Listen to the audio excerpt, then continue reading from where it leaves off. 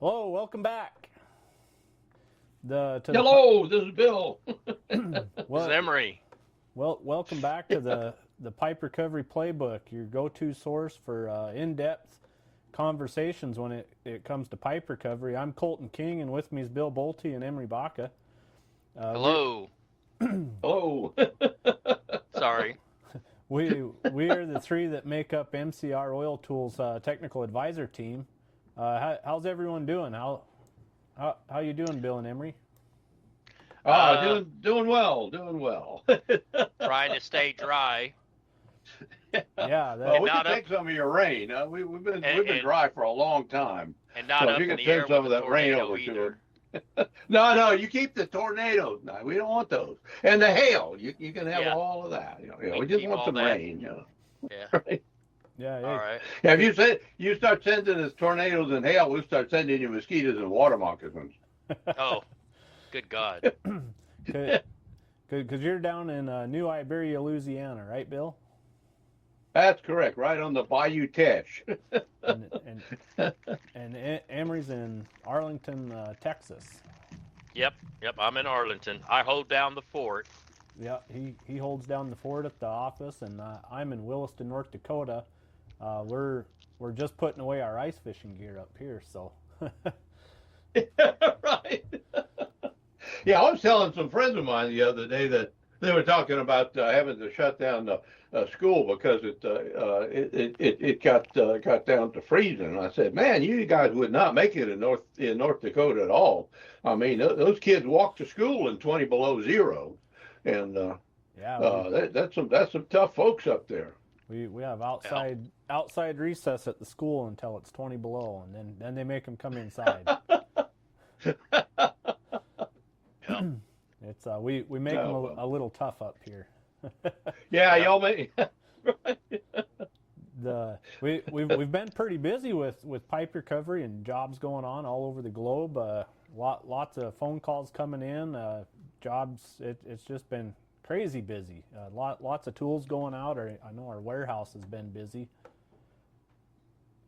Yep. Yeah, it's been some good times. We always appreciate those phone calls, especially especially if you call us to order some tools. But even if you just want to talk about the radio cutting torch, give us a call. We always enjoy your phone calls. Yeah, Yep. And we had a quick client visit today too. So we enjoy that too when somebody stops by and wants to tour. So yeah. If you're ever in Arlington, hit us up. Come by and come take a tour of the facility. It sure is impressive. I believe those guys licensees were from Nigeria. Is that correct? yes. Yep. That was correct. Yeah, a great Yeah. bunch of guys. Super knowledgeable. Yeah, Yeah. I They're think the down. week before that, had some folks from Kazakhstan Yeah, come to visit. Yep. yeah, Yeah, Yep. they stopped by in New Iberia to visit me. So, yeah, it was. Well, I think we may have someone from Mexico next week. Everybody's in for OTC in Houston, so Oh, that's right. yeah, Yeah, yeah. So that's a big. we've got a few people visiting, taking advantage of a trip in the U.S. to that, and then coming by and seeing us. yeah. No, Now if you want to learn about pipe recovery, the place to do that is any of the bars at OTC. There's more pipe that's cut and recovered in sitting on a bar stool than exists in the entire world. So and those guys have just some mighty hairy stories to tell you about their back off achievements. So. Right, right. yeah. You definitely everyone there. At that bar stool, they're the best in wireline and the best in pipe recovery, and they got the best stories. Absolutely. I had a fellow tell me one time that in his entire career he had never missed a cut. Oh golly, man, that is something else. Yeah. Yep. The I know we got a bunch of fresh new stable locks sitting on the shelf. We just did a big run of those. Got a bunch of those on the shelf, and I believe our next cut's about to come out on Yep, on yep. on the That's shelf. real. We Yeah, just that's real Uh, close. Yeah, that stable lock and neck cut combination, that's going to be a barn burner. That's going to change that's going to change pipe recovery in the continental United States. I guarantee you that. Yeah, we've been watching the testing on that. That's a great tool. So be sure to shoot us an email and ask us about our next cut and stable lock combo for cutting tubing. It's a great tool. And also, you know, if you're needing any centralizers, ancillaries, cable heads, our sister company GWS makes probably the finest centralizers I've ever seen. They are fine. They are really, really great. Yeah, and they sell them in pairs, packaged in Pelican cases with spare parts and a complete documentation on repair, disassembly, reassembly, and maintenance. And it's just one of those things. You grab that box and put it in the back of your truck, and you got two centralizers and all the spares and that you need. You got everything you need to finish that job. So it's a boy, and they come in these beautiful bright lime green Pelican cases that everybody will know that you have GWS tools. Yeah. That's right. They stand out. They're not just in a plain Jane black one.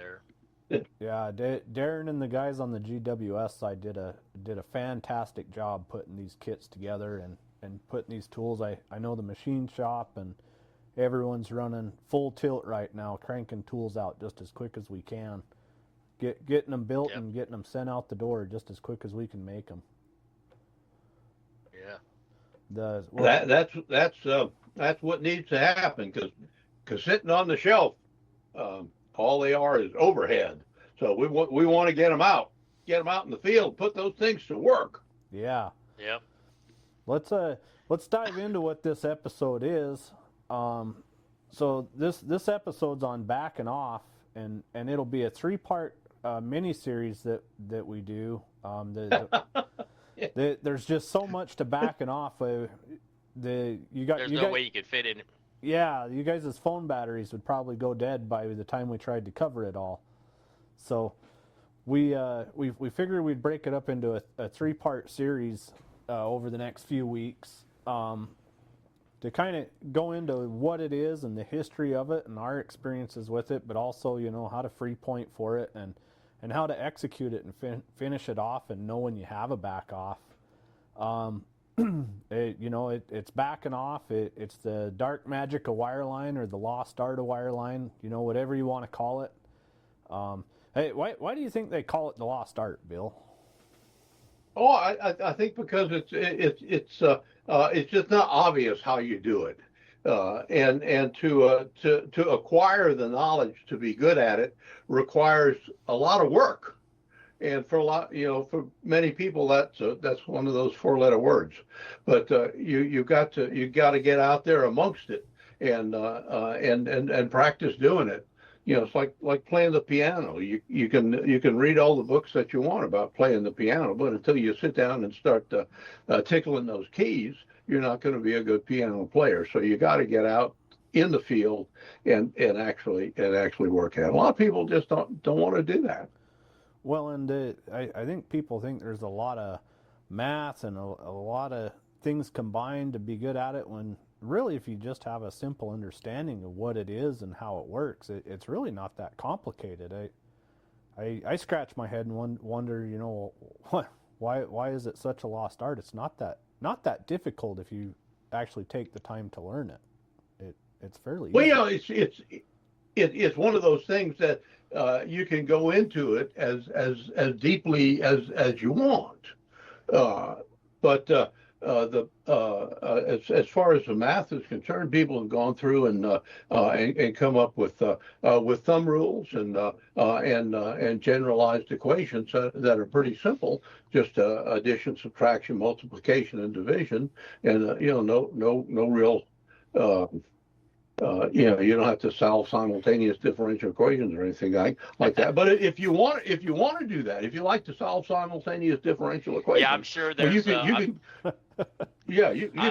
go into pipe recovery and you find some aspect of it. You determine what the optimum pitch angle of the threads are for unscrewing a pipe at a particular load or something like that. But Yeah. um, I, I it's think something you can. Yeah, go ahead. Go ahead. I'm sorry. no, that's okay. No, I was just thinking. I think another reason why it's kind of been lost a little bit is for a while there. Uh, there was a time that pipe was so cheap that most companies wouldn't, back off anything and go back and fish it. They would just run in, cut the pipe, sidetrack, and start another and just leave everything in the hole. So I think that also kind of got. I think during that time we probably lost a lot of people that used to be real good back off engineers. Either went off and did something else because there just wasn't any money in it at the time. But now I think it's kind of made a little bit of resurgence, even though a lot of the wells now have long laterals, so that's kind of tough to do any back off in that. So Well, and I think like when I mean I'm a lot younger, and when I got into pipe recovery and wireline, the only people that could do a back off, they had a lot of gray hairs. right, You didn't see anyone with normal colored hair doing back offs. It was always someone with a lot of gray hair, and they didn't walk too good, and their body hurt, and they was always grumpy. Yeah, well, and then they were pretty tight-lipped about how they did everything. They didn't. They wouldn't even show you how to build a shot rod. Right. They wouldn't want to divulge their secrets because they're afraid you may muscle in on their territory. Yeah, I think. But Emery, no, what you're saying about drill pipe, that is very true. In 1977, 1978, 1979, you couldn't get drill pipe. We that was when we went over to Japan, and we went and we were buying Japanese drill pipe because we couldn't get drill pipe. It just wasn't available. So if you got stuck, you had to recover your bottom hole assembly because you couldn't go out and buy it. In those times, your business was just absolutely crazy. We had thousands of wells offshore in the Gulf of Mexico. The oil field was just booming. If there was equipment available, you'd go out and you'd buy it, and you wouldn't even ask them how much it cost because you could get it. And then 1981 was the bust, and all of that equipment that we just we paid fortunes for, you'd sell it at auction for a nickel on the dollar or something like that. You buy an offshore toolbox, and when you got it home, you'd open it up, and it was full of gamma ray tools.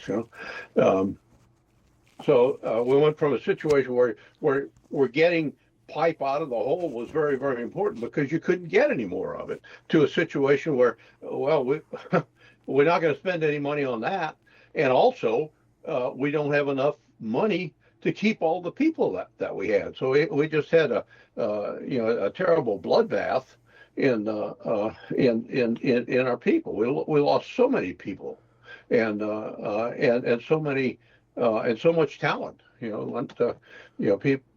People went from the wireline to selling shoes, and then when things started to come back a little bit, you'd call them up and say, hey, you want to come back? And they, no, I'm not getting on that roller coaster again. It was good while it lasted, but I'm not going to do that. So we lost a lot of talent, and also we lost the impetus to recover pipe. If you got stuck, you go in and whack that pipe and get out of the hole as quickly as you could, spend as little money on that, and because you get all the pipe that you wanted.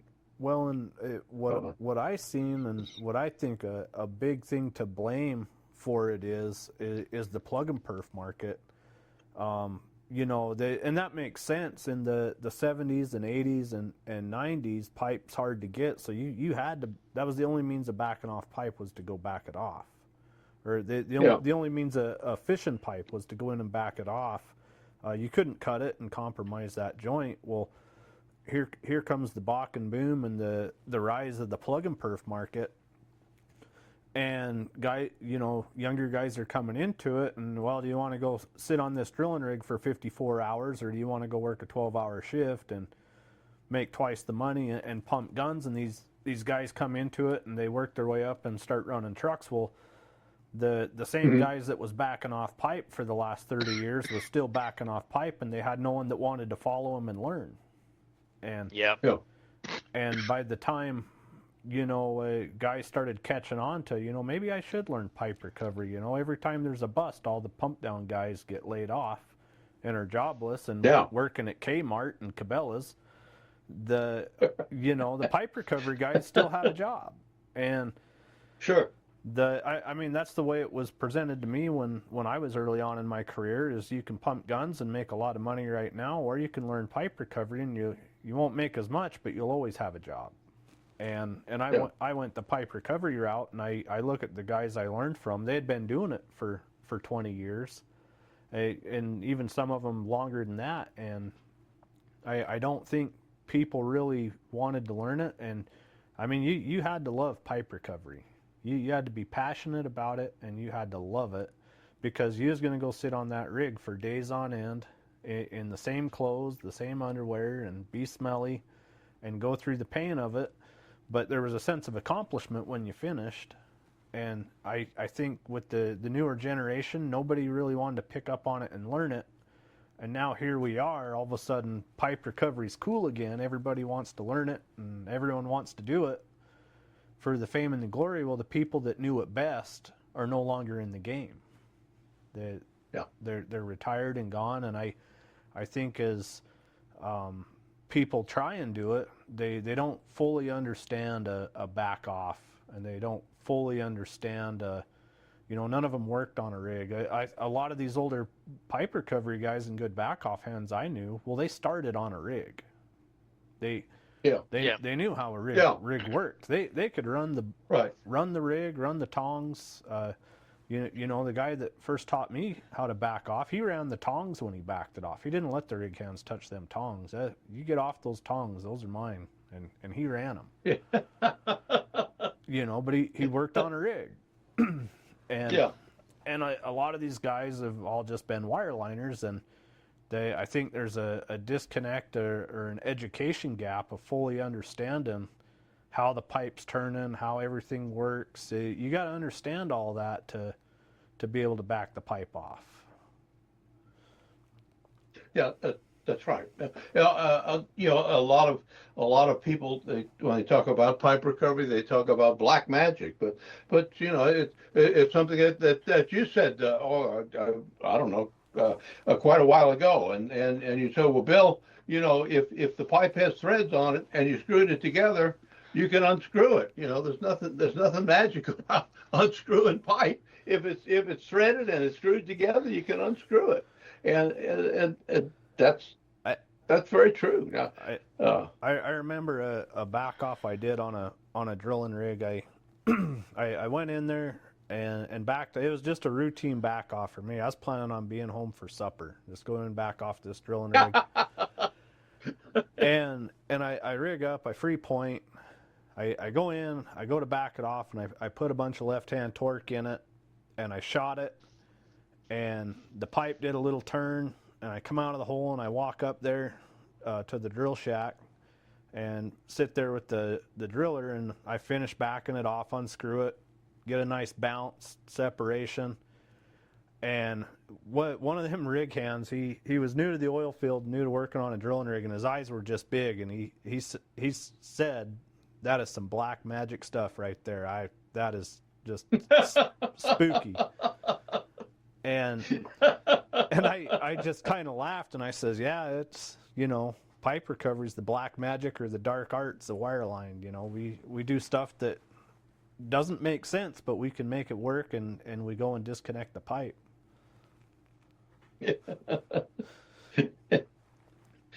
Yeah, we have to go sacrifice animals and things like that. But How do you think this these guys can get good at doing back offs. I think the only way to get good at doing back offs is to go do back offs, Yeah. and the best way is to find somebody who's willing to share his knowledge with you, and you attach yourself to him, and be his shadow, and you just follow him. But that's not not something that everybody can do.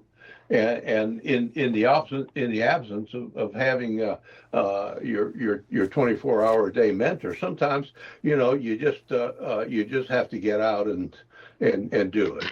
When you learn to fly an airplane, you spend a lot of time with your flight instructor sitting right next to you or sitting behind you, and then a day comes when he says, well, why don't you land the airplane and I'm going to get out, and then you go fly it yourself for a little while, and oh golly, Yeah. And then you reach a point where more and more you're going out by yourself and you're spending less time with him. So when you get the basis, some basic knowledge, then you just got to go out and do the jobs. If you can get a friendly Elmer or to go along with you, and got years and years of experience, and that's great. But if you have to go out by yourself, you've done it a number of times. Yeah. And if you did it once, you can do it again. And like as you said, if the pipe has threads and it's screwed together, you can unscrew it. You know what? Yeah, I think you Go ahead, Emery.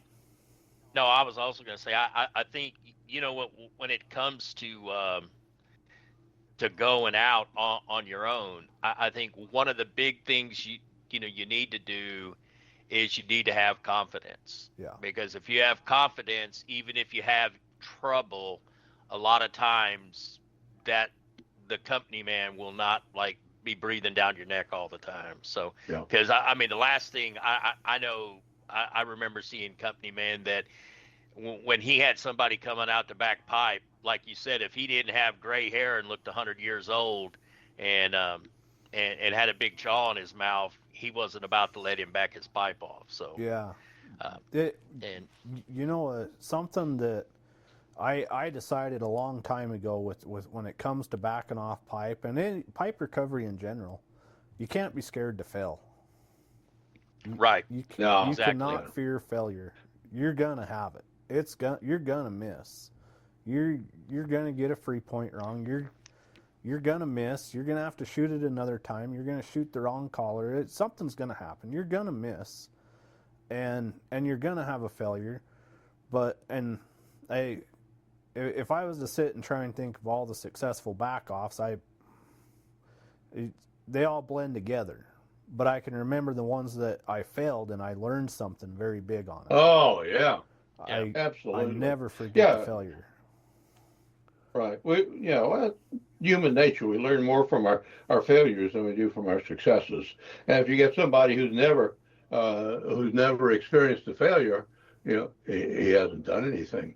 You can't push your ship through the water and not make waves. Right. If you're going to get anywhere, you got to take some risks, and some of the times you're going to have a failure. So right. That's life. When I was backing off pipe, the first time I backed off drill pipe with an overshot downhole, and they forgot to Baker lock the overshot bowl, and they wanted me to back off 2 joints below it. And I didn't have anyone to really show me or teach me or explain it to me. You know what? The first shot, I backed off the overshot. And they come out of the hole with the overshot, and well, that ain't good. Well, go get it again. I'll get it on the second time. I know what I did wrong. And I put more tension. Yeah. I put the pipe in more tension. I made sure that overshot was engaged. I was trying to get too close to my neutral point when I shot it. And I was putting too much torque into the pipe when I should have just been counting my rotations rather than looking at my tort. And I went back in there and I got it on the second shot. Yeah. But from then on out, when I had jewelry down the hole, I had learned a valuable lesson that day that, okay, well, I got to treat this different than if it's just regular threaded drill pipe. You know, I got to go about it a different way. And the failing in pipe recovery is a learning experience. And if you're honest with your company, man, and your manager and everyone says, man, I made a mistake. I know what the mistake is. I can fix it. I know what to do it right the next time. That's when you're going to learn the most. Mm-hmm. If everything goes right all the time, if everything went right all the time, you'd never, your head would get too big, and you'd never actually really learn something. Well, if it went right all the time, you get bored and you go find something else. Yeah, you got to have something to keep you on your toes. Yeah, I think it's one of the reasons that people like pipe recovery because of the challenge and each job, even if there's successive backoffs on the same well, they're different. Right. Well, and I think a back off can separate you from your competitors. Absolutely. Everyone has access to cutters. Everyone can get a jet cutter. Everyone can get a chem cutter. Just about everyone can call us and get a radial cutting torch. Electromechanical cutters, split shot, severing tools. Everyone can get those. But when it comes to a back off, yeah, everybody can get primer cord and detonators and a shot rod. But the knowledge on how to use that is very, very limited. That's right. So if you can learn how to back off pipe, you can really separate yourself from your competition. That's very true. Yep. One of the nice things about the radial cutting torch is that it's easy to use, and we can teach people how to use the radial cutting torch and be successful with it in a relatively short period of time, and we don't have to take them out on the rig and hold their hands. But that's you can't do that with pipe recovery. You gotta. Yeah, with back off. You gotta with the back off. You gotta get out there amongst it. Yeah. Emery, what's some of your experience with back offs and that you've been on through the years? Well, I haven't been on a whole lot of back offs. I do remember one kind of stands out. It was in the 80s. I was still a young kid, so it's probably like 85. They sent me on a job. They told me it was going to be an easy back off. It was a good first job, and it was a water well rig of all things. And so the water well rig, the only hoist is what they run their pipe in with, and it's pretty shallow. They didn't have, if I remember right, it was pretty well a poor boy outfit. I don't even think they had tongs, because I remember I had to work the pipe, and I couldn't do a free point because the only way to pick up the pipe was with the thing you were going to put your shiv on, so there was no free point in. I tried to talk them into a stuck pipe log, at least give us some idea where they were stuck, but they were like, well, we're pretty sure we're stuck down at the bit. And so ended up, so what they would have to do is that they would have to pull the pipe up and torque it and then set the slips. And then I would go in with my string shot and get on depth where they wanted to back it off. And the first time I shot it, it didn't work. I think we had the wrong torque, or we probably didn't have the weight correctly either, because water well rigs don't have good weight indicators either. So we tried it at a little bit different, as best we could, a little bit different tension and a little bit different torque went in. And when we shot that one, we kind of heard a little, almost like not a banging, but the pipe kind of shook a little bit. So I was like, oh, well, that made me feel better. So we got back out of the hole. They picked up on it. It spun a little bit, and then we finished backing it off. But but yeah, it was not an easy first job for a young kid by far. Um, other than that, I do remember, I didn't personally run them, but we also did, a blind back off. Well, no, it's not a blind back off, but it's where you have an outside tool, Mm-hmm.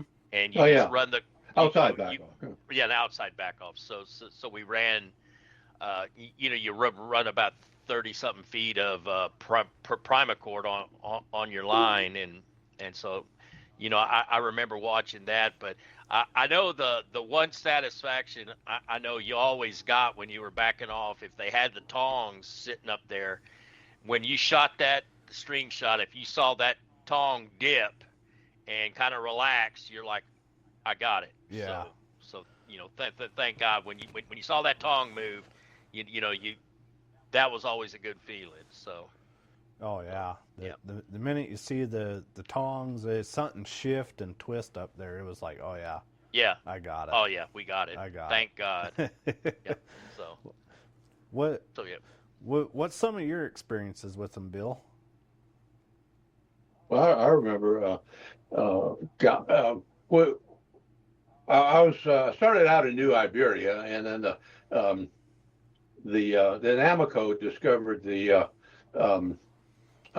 Port Hudson field with the T.D. Bickham #1 well, and then that just kind of started everything going, producing the Tuscaloosa sand, and it went underneath the river and over to the west, and False River and Livonia and up in there, and we opened up a district in Port Allen, and we knew it was going to be. It was really a very, very a hostile environment we were going into. It was very hot, high pressure, and sour. And we spent a lot of money on equipment. We had 15,000 psi H2S lubricators and grease injectors and crane trucks. We had a MP35N wireline, and I was able to talk some of the best pipe recovery guys into coming over to manning up this district with me, and we got a call, and it was our first pipe recovery job up there, and we went out and rigged up and went in the hole, and fired the string shot. We came out of the hole, and the primacord went low water. Oh, gee. So we somehow, we got it. It's the heat. So we got a shot rod and just covered it with a silicone with RTV, and we made up the primacord in there, and then covered all of that with silicone, wrapped it up with tape, and put a whole bunch of tape around our blasting cap, and that one came out of the hole low water too. And anyway, we finally got a shot to fire properly and backed it off. And the very, very next day, I went back and ordered some blasting caps from Dynamit Nobel, and got some lead covered primacord. Came in sticks. It was a HNS primacord, and we had better success with that. But we fought that high temperature just every 3-point tools. They're good for one trip in the hole, and they would over temp. We got to where we would instead of servicing the 3-point tools with silicone oil, we got some aircraft turbine oil, ML 23699, lubricating oil for jet engines, because it goes through the exhaust pipe of the jet engine on the way overboard, and we got maybe 2 runs out of our 3-point tool, but it was just a learning experience the whole way, and just but that first job, we're going to go out, and we were going to show these guys that NL McCullough had arrived, and we were the premier pipe recovery company around, and Yeah, I mean, we were just very glad to finally get to leave that location with some pipe coming out of the ground, and we went back with our tails between our legs and tried to figure out, we got to do better than this. So how about you, Colton? Well, I remember my very first back off that I witnessed.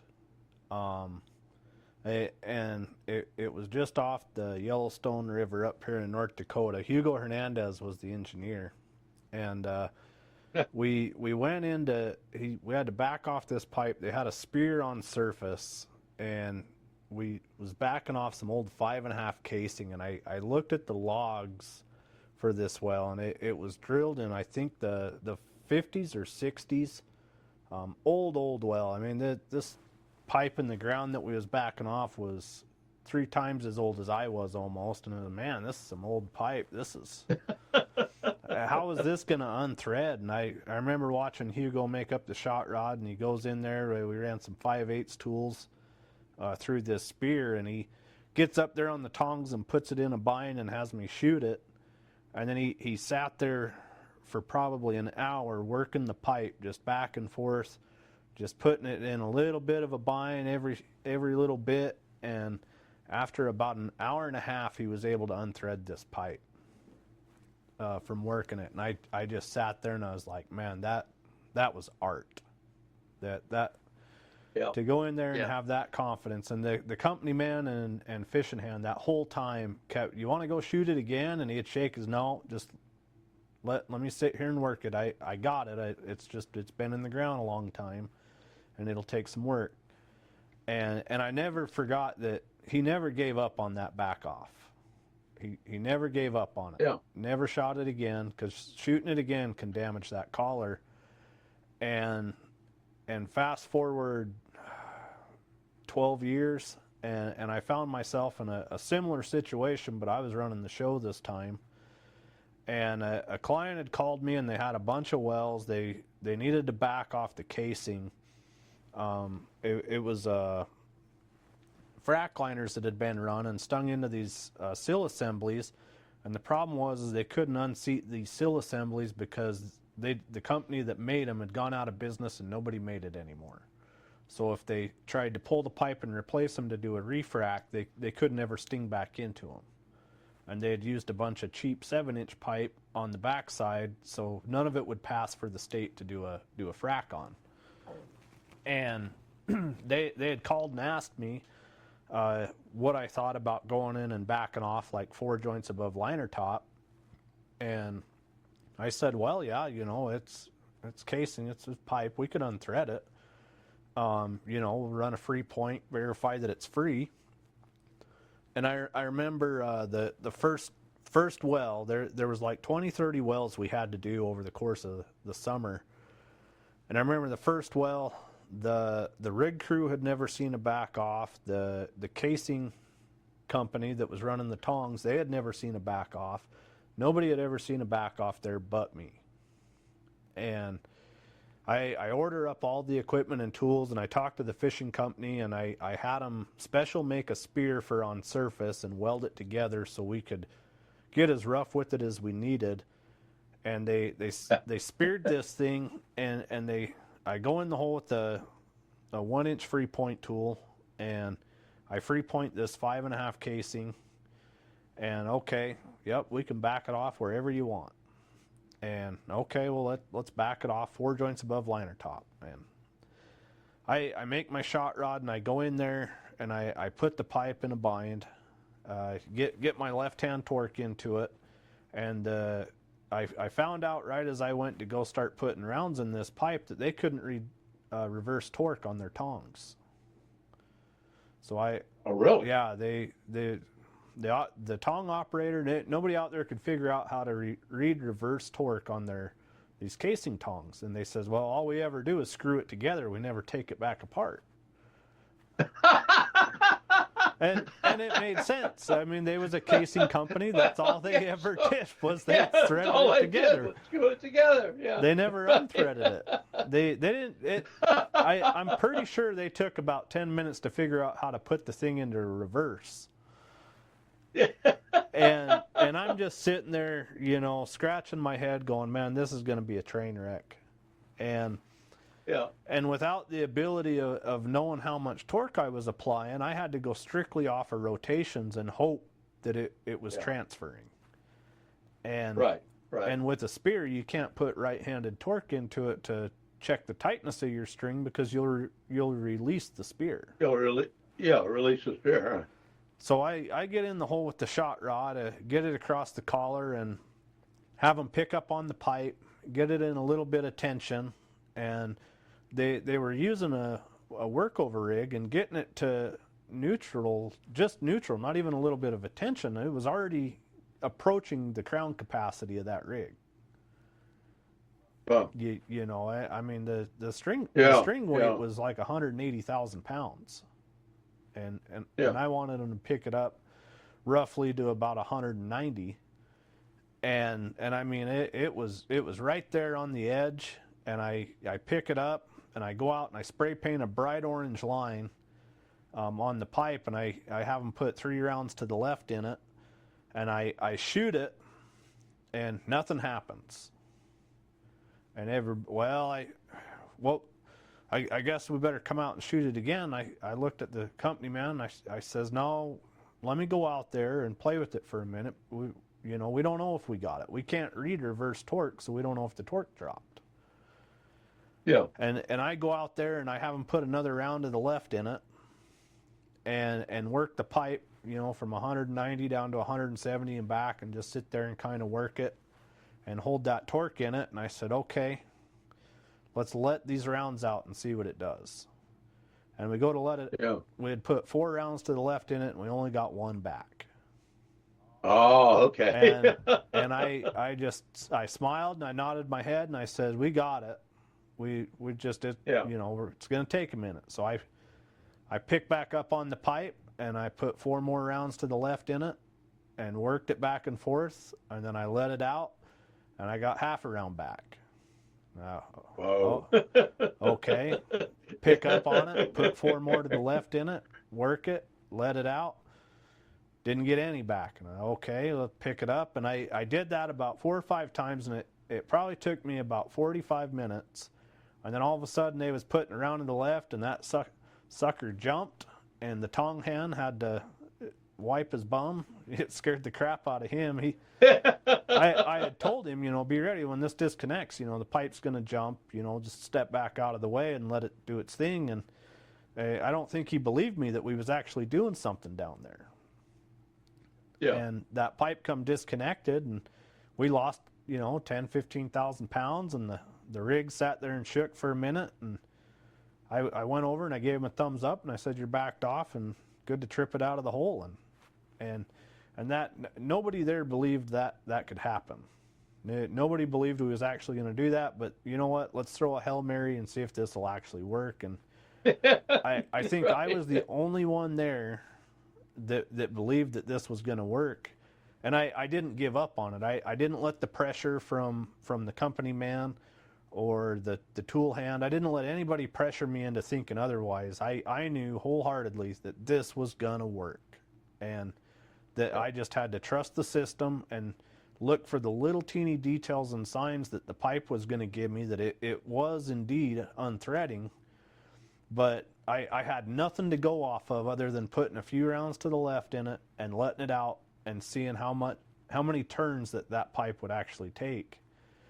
And I wound up doing every single well for him that summer. It was a great project. I was doing about 2 wells a week, and I got busy on a job, and they wound up calling one of my competitors to go out there, and I got a phone call asking how soon I could be there, because they had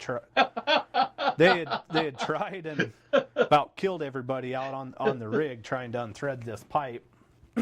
And after that, they decided that, you know, they would schedule me in advance and work around my schedule to come unthread this pipe. And it was a good learning experience to them that, you know, you pay a premium for a good back off hand, and it makes me think of another. It's worth it. Another job I did on a drilling rig. I had gone out there and And it was after I'd gone into the office as an FSM and I was still doing the pipe recovery. And I had a lot of stuff to do, and this drilling rig gets stuck, and all right, I'll come back you off, but I ain't screwing around out there. I'm going to come out there, I'm going to free point it, we're going to back it off and get out of there. And I rig up, I go in the hole, and I free point it right on top of the Mon-Els, and it's free. And I was watching them work it, and okay, let's put some right-hand torque in it, and let's check for torque. And the minute they turned on that pipe, I was registering movement on the free point tool, and I said, I bet your bit stuck. Let me go down, let's check the Mon-Els. Well, I don't know why. You can't see nothing in the Mon-Els. And well, why not? And it's pipe, it moves, it doesn't stretch as easy. You got to make some adjustments. And I dropped down right on top of their filter sub, took a torque reading, seen good torque movement. Took a stretch reading, seen some stretch movement. And I was like, well, we could go back it off right there on top of that filter sub. No, you can't back those off. And I said, well, why not? Well, it's big, thick, heavy pipe. And I said, well, it's got threads, don't it? And I said, I got primer cord. I got 500 feet of primer cord. I do whatever I need to unthread that. I said, I can unthread it there if that's where you want it. And he sat there and he's like, well, I don't know. And I said, where would you like it backed off? I said, forget what type of pipe it is. Where would you like it backed off? And he says, well, on top of that filter sub would be ideal because we can go right in with the jars and we're only jarring about 60 feet of stuck fish. And I says, okay, that's where we're going to do it. And he said, well, you can try. I'll let you try it. Try and make a believer out of me. And I went in there and with those filter subs, you can only get about 2 foot of the shot rod into that last connection. Mm-hmm. You can't get the full shot rod. You basically got to stack out. As soon as you pick up your tool weight, you come up about 6 inches and stop right there. And I stopped and I put the pipe in a bind and I shot it and that thing spun like a top. And I was like, well, you're disconnected right there. And he's like, oh, my ass. And I picked the pipe up 4 feet and I dropped down and gained another 4 feet. And I says, you're backed off on top of your filter sub. And I come out of the hole, rigged down and filled my ticket out and went over to his shack. And he said, did you add an extra 15%? I just kind of chuckled and I said, no. And he says, well, go redo it. He says, I'm willing to pay extra for that. That was impressive. They and it goes to, they had never, over the last 5-6 years, there hasn't been a lot of really good back off hands that people's kind of lost their faith in the ability to do it. Right. And well, yeah, everybody told him you can't back off drill collars. People had lost their faith in the ability to do back offs, and you get someone inexperienced out there doing a complicated one, and you get someone hurt. Sure, you get someone hurt in a hurry, and it, all the different types of rigs there are for backing off. You got drilling rigs, workover rigs. There's a big difference between the two. Sure. The difference in a drilling rig and a workover rig and how you back them off. A drilling rig's easy. They're all sure. You have plenty of horsepower. You got pumps. You can pull. Yeah. You have the power that you need to do that. Well, and they got a top drive.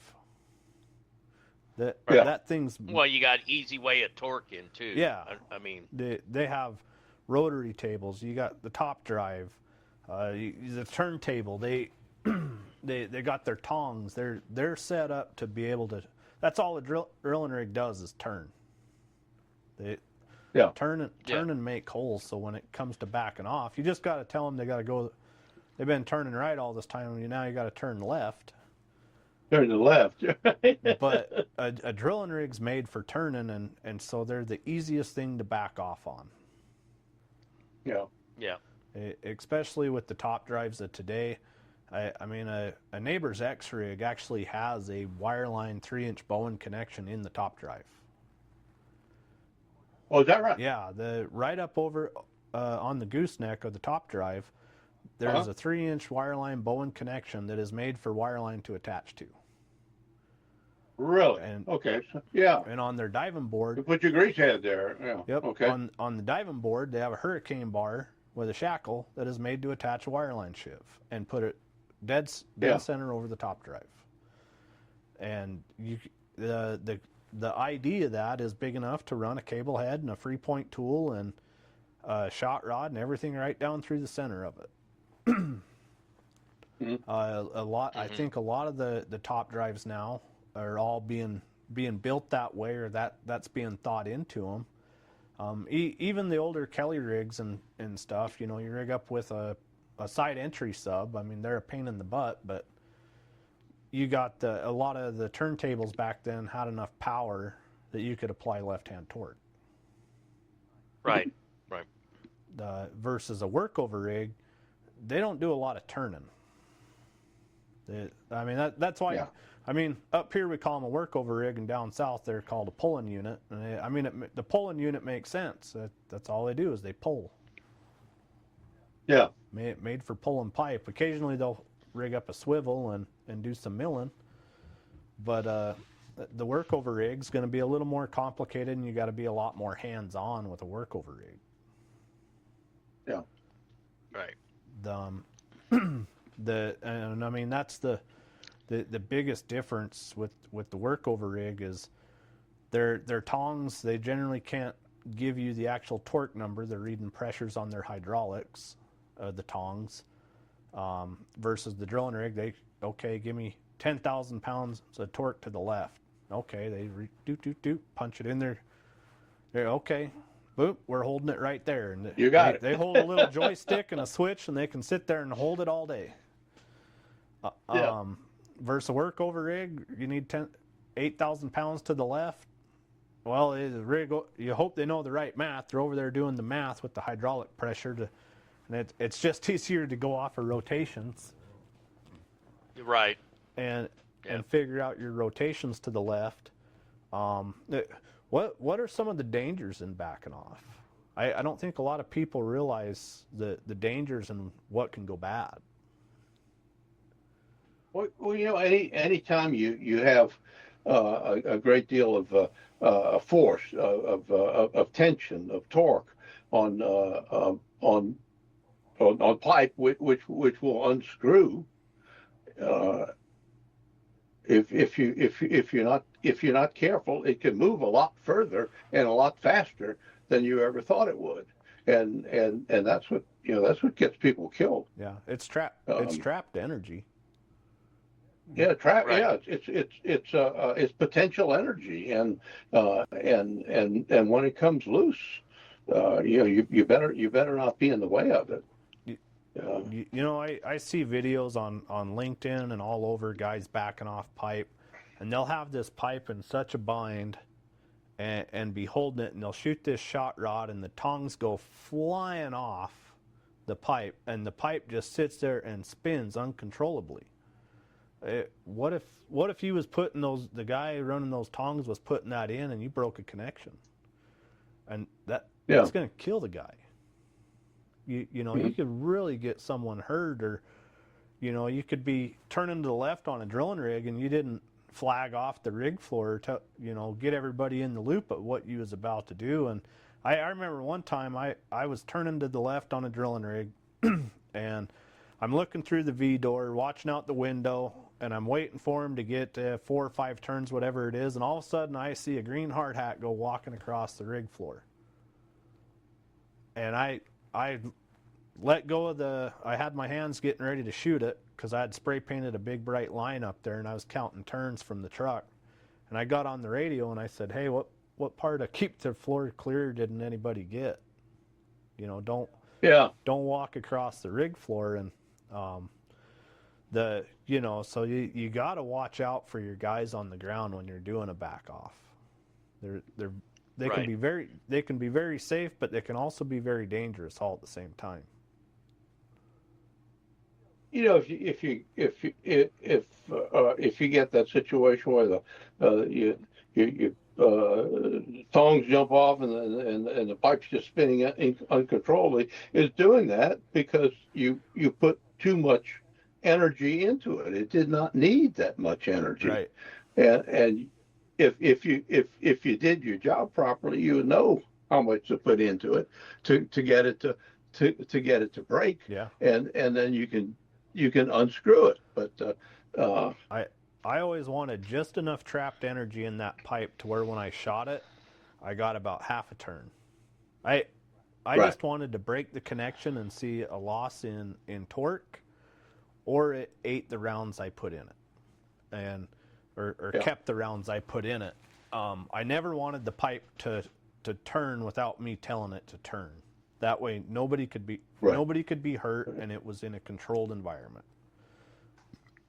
Yeah, you're under control. Your pipe is under your control during the whole time. You put sufficient energy in it to get the joint to break, but very little more than that. Yeah, Because you don't need it. you want to. All you Yeah. need to do, you just need to break it, and then you can unscrew it. Yeah, once you figure out how much energy, how many turns to the left, or how much torque and the weight that you need to set that pipe at to fire that string shot, once you figure out the right mixture, okay, I'm at this depth, it takes this many turns to the left, and this much torque to the left, you should see the pipe maybe turn half a turn. Maybe. Sometimes one turn, your math could have been exceptional that day and you got an extra turn out of it.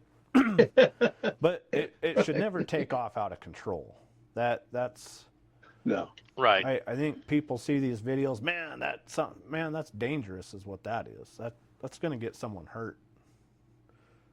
Right. And when 100,000 pound pipe string takes off spinning out of control, that's not something to be proud of. That gets someone hurt or killed. That pipe don't care how thick your skin is or how tough you are. Pipe's tougher. You're right. Pipe is tougher. Yeah. What? Yeah. When you Go ahead, Bill. when you have those forces, the tension and the torque applied to that, and it's the pipe acts like a giant spring. There's a great deal of elasticity in the pipe, elasticity in torsion and elasticity in tension, and you and you compress that spring and then you let it go. Yeah. You can get hurt. Yeah. I don't think. Taking your guns apart. There's some springs in there. That if you're going to release that spring, you better have a rag on your hand and to catch that spring when it comes loose. And on a drilling rig, the drill pipe is just the energy stored in that is tremendous, just huge. What?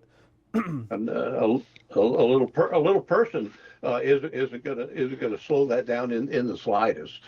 What? Right. What are some scenarios where a back off is probably going to be the preferred method, or what you should be suggesting? Well, I mean, if it's, like you said with the scenario we had where you were backing the casing off, they had no alternative, because you couldn't cut it there because they needed to be able to go back in and stab into it and screw it back together. So at any time they're needing to screw back into it without an overshot or something. Yeah, if the tolerances are too tight and you can't run an overshot, you can back it off. Right. Yeah. Exactly. Yeah, that's true. Drill collars and heavyweight drill pipe, go in and back it off.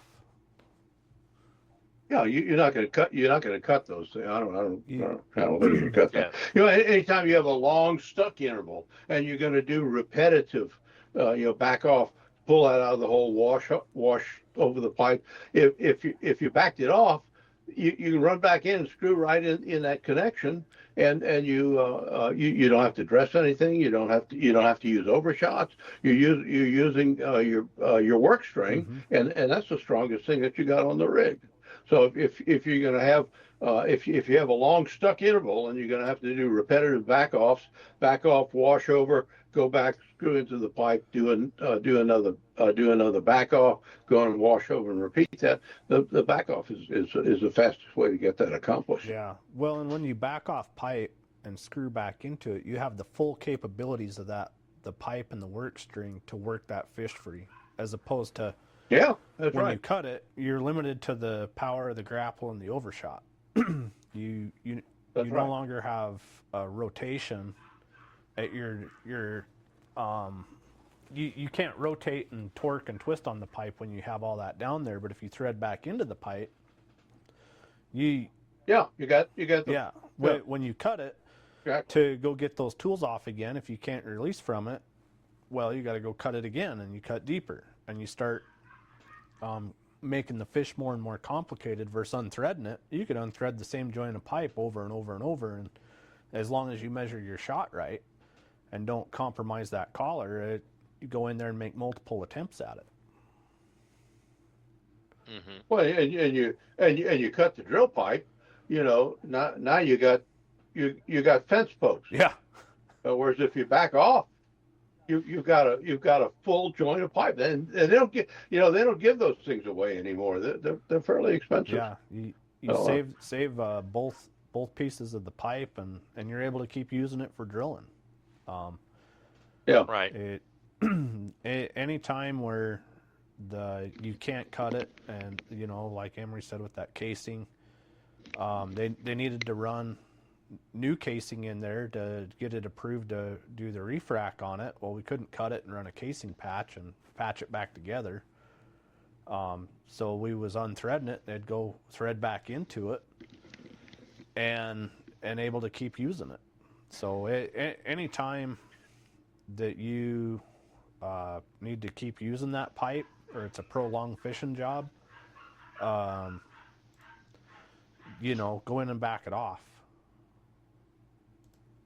But and how many times have we seen a situation where, we want to part the pipe, you've got to pass through some jars or something, and there's just not a cutter on earth that'll go through that through the hole in that jars. Whereas you can make up a string shot that's skinny enough to go in there, and you can back off the pipe. Yeah. And there's sometimes when there's just not due to restrictions, ID restrictions in the pipe, they're just not practical or even possible to cut the pipe, because there's not a cutter you can get down. Take 1 million horsepower to pump the cutter down through that little bitty hole. Yeah. Well, and you can run a 1-inch shot rod and back off casing. You can, right. Absolutely. Yeah. You can run this tiny little shot rod with 3 strands of primer cord and back off 5.5-inch casing through a spear, versus you can't run a 1-inch cutter and cut 5.5-inch casing. It just ain't gonna happen. No. But right. One day we'll have that 1-inch cutter that'll cut 9 5/8 drill collars. Give us another few months, we might have something. Watch our website. What makes a good back off hand? Stay tuned. What makes a good back off hand? Gray hair. No. Gray hair. No. I think a good back off hand has to be super confident. I think it goes back to Bill's jet fighter pilot. Yep. I think next to free pointing, your next one is probably your back off hand. Yeah. Because you've got to be able to walk the walk and talk the talk. Yeah. Right. Yeah, you have to have confidence in yourself. You don't want to be arrogant, but you want to be confident and assertive. Yeah. Yeah. But most important, you got to be knowledgeable. There has to be a basis for your for your confidence. Your Yeah. fighter pilot analogy is probably the best analogy I've ever heard in pipe recovery and free pointing, and definitely in backing off. That you got to know that no matter what, I'm going to win. I'm Yeah. going to beat this well one way or the other. If I Right. miss, that's all right. I'm going to circle up and I'm going to get it on the next shot. Get them again. That's right. and have the confidence, you know, like that casing job I did. Nobody believed that we could back that off, and we went in and backed it off. Sure. And it got to where they thought, well, you could back off anything, and theoretically that's true in most instances. But we did find a few scenarios where a back off was not going to get it. Right. But Yeah, when they run the casing and they weld the joints together, yeah, that makes it tough. yeah, yeah, no, there's so much that you can do to build confidence in yourself, and be good and professional out there. And you may be new to doing back offs, but if you don't tell them, the first back off I ever did, it went so flawless. I joked with the company man, and I says, "Not bad for my first try, huh? Or my first time." And it was. It was the first time I had ever backed off pipe, and I went in there and unthreaded this drill pipe at 3,500 feet and rigged down.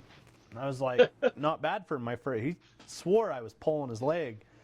And then 20 minutes goes by, and was that really your first time? And I was like, I wouldn't lie to you. Yeah, that was my first time. And well, you had all of us buffaloed, and 3 years later, I was out for the same guy and backed off some pipe, and I says, not bad for my first time, huh? Yeah. And he says, 3 years ago, I halfway believed you, but I don't believe you now. That was not your first one. Right. But shoot. yeah, no, that if you have confidence and go out and just do it. Don't be scared of it. Just go do it. And pick up the phone and call us, ask us. We got lots of experience in backing off pipe. We can. Sure. I used to joke with company men when I'd go out there, I'd take one of my cards or my poker chips and flip it up there on the rig floor and say, well, that'll scare it out. That'll get it out of there.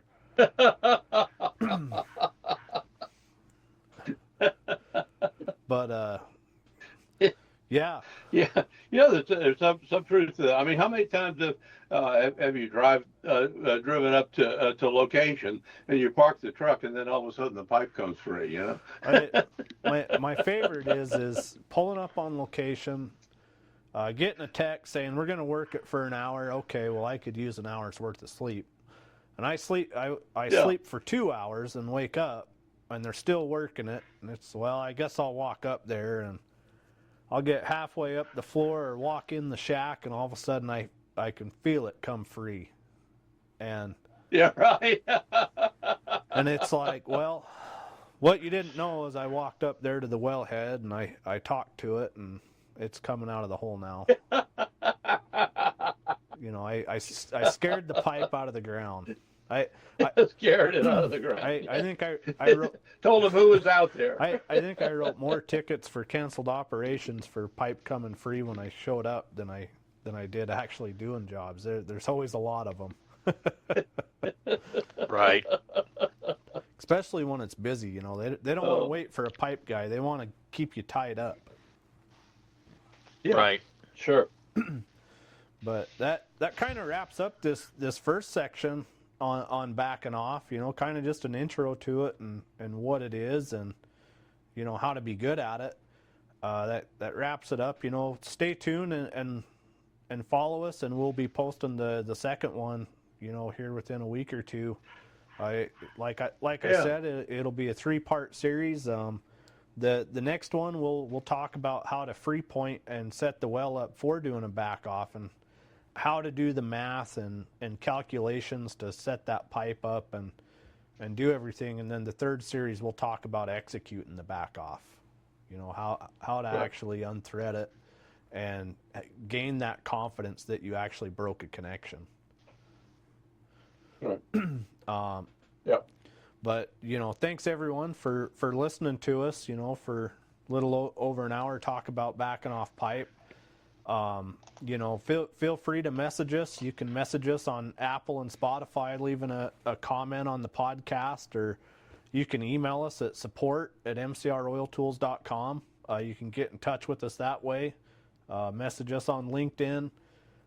If you have a question, by all means, reach out to us. The three of us, our whole job is to help people do better and better understand not just the radial cutting torch, but pipe recovery. That's what we do. We love helping guys learn. We live vicariously through you guys in the field, reaching out to us and then calling us excited that you got it and you learned something. That's what we do our job for, is to help you guys out. True. Yep. That is but yeah, that's true. Be sure to like and subscribe to us. You can also check out our YouTube page. Just look up MCR Oil Tools on YouTube. We got quite a few videos on there. We're putting more and more. Follow us on LinkedIn. You can check us out on the LinkedIn and go to our webpage, mcroiltools.com. We got a lot of neat stuff coming down the pipe. Like we said, we got lots of stable locks on the shelf, and our next cut's about to hit the market. Be sure to get in line for that. But yeah, that kind of wraps this episode up, and be sure to tune in next time. Yeah, we'll see you. See you in 2 weeks. Absolutely. You had a great time. You call us if you have any questions. Yeah. Call us. Absolutely. So don't forget worry to about don't worry about asking a silly question. The only silly question is the one you don't ask. So call us. Yeah. Yep. And in light of today's show, don't forget, turn it to the left. Yeah. So they can turn it to the right. Keep them turning to the left. When they stop turning to the right, go show them how to turn left. Right. But be sure to email us, like and subscribe, follow us. Watch for some of the polls that we have on our podcast. We got some polls out there that you can answer. But we'll see you next time. All right. Take care. Sounds great. All right.